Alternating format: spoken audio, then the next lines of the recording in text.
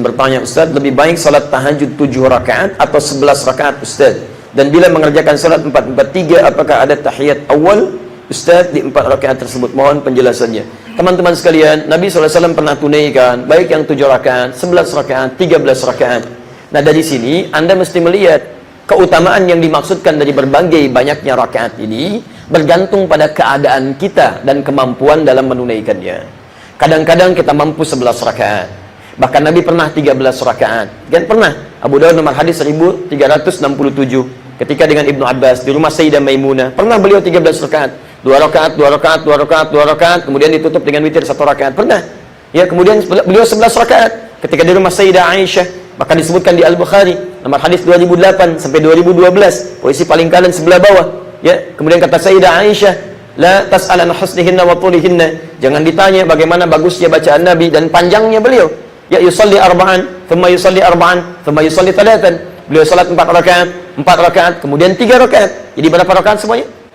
11 rakaat, 4, 4, 3. Pernah lagi ditunaikan di tempat yang lain dengan 2, 2, 2, 2, kemudian 1, gitu kan? Ada 11 rakaat. Jadi bisa 2, 2, bisa 4, 4, kemudian 3. Dalam keadaan tertentu pernah 7. Pernah 7 rakaat, gitu kan?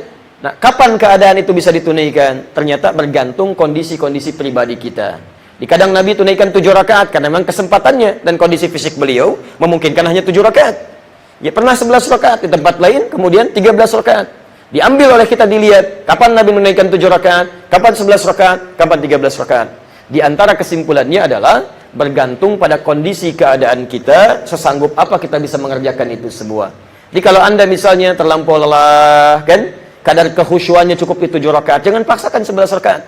Begitu 9 rakaat sujud, khusyuk gitu kan, Masya Allah. Saking khusyuknya gak bangun-bangun, dibangunkan pas subuh, Pak, tidur rupanya gitu kan.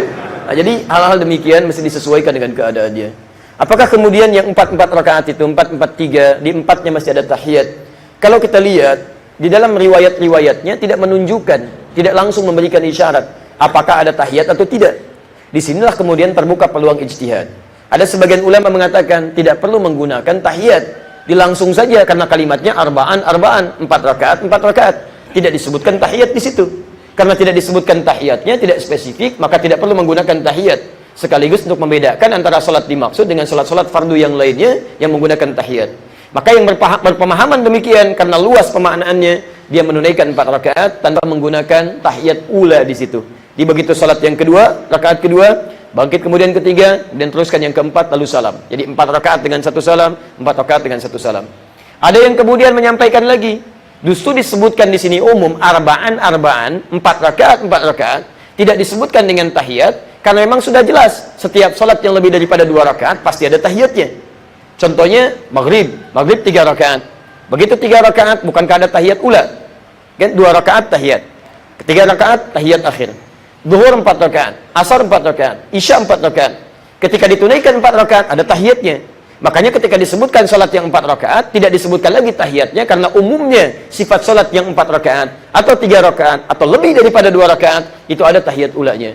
Maka yang berpemahaman demikian mereka kemudian memberikan jeda di rakaat yang kedua untuk menunaikan tahiyat ula. Mana di antara dua ini yang benar? Di duanya dalam ilmu tarjih memiliki kekuatan dalil yang sama, seimbang.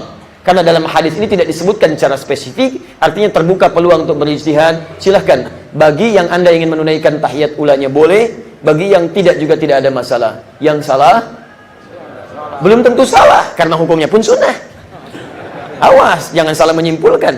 Ya, kalau orang belum bisa tahajud, karena keadaan tertentu, dia tidak berdosa, belum tentu salah. Awas, hati-hati. Yang salah, Allahu a'lam. Masya Allah, paling gampang ya, yang salah yang ribut ya, sama-sama nggak tahajud, sama-sama ribut, itu tidak tepat. Yang tepat adalah tahiyat, itu tidak benar. Yang benar adalah tidak tahiyat, padahal dua-duanya nggak tahajud gitu kan. Nah, ini yang repot. Baik, jalan sampai sini, alhamdulillah.